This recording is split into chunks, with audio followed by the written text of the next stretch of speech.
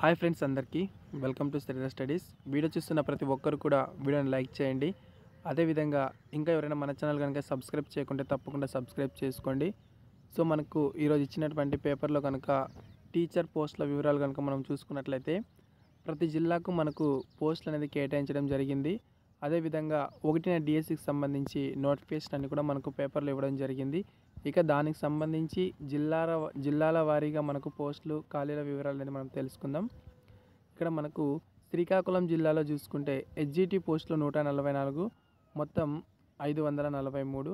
విజయనగరం కనుక మనం చూసుకుంటే 267, 583.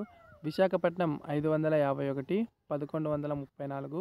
తూర్పుగోదావరి 480, 1346. పశ్చిమ గోదావరి 434, 1067.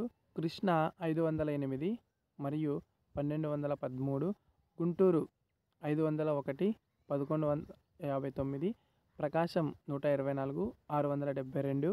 నెల్లూరు 104, 673. చిత్తూరు 946, 1478. కడప జిల్లా 298 మరియు 709. అనంతపురం 108, 811.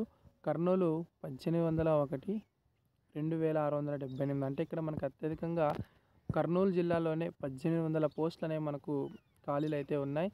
ఇక తక్కువ మనకు శ్రీకాకుళం మరియు అనంతపురం జిల్లాలో, ప్రకాశం జిల్లాలో అత్యధికంగా అంటే తక్కువ పోస్టులు అనేవి మనకు ఉన్నాయి. ఇక మిగతా అన్ని జిల్లాల్లో కూడా మనకు అత్యధిక పోస్టులు అయితే ఉన్నాయి. సో ఇది మనకు జిల్లాల వారీగా సంబంధించినటువంటి డిఎస్సికి సంబంధించి హెచ్జిటి పోస్టుల వివరాలు. అదేవిధంగా ఇంకా ఎవరైనా వీడియో కనుక చూసిన వారు ఎవరైనా సబ్స్క్రైబ్ చేయకుంటే మన ఛానల్ని సబ్స్క్రైబ్ చేసుకోండి. ఇంకా మరిన్ని అప్డేట్స్ అయితే మీకు అందిస్తాను. Thank you.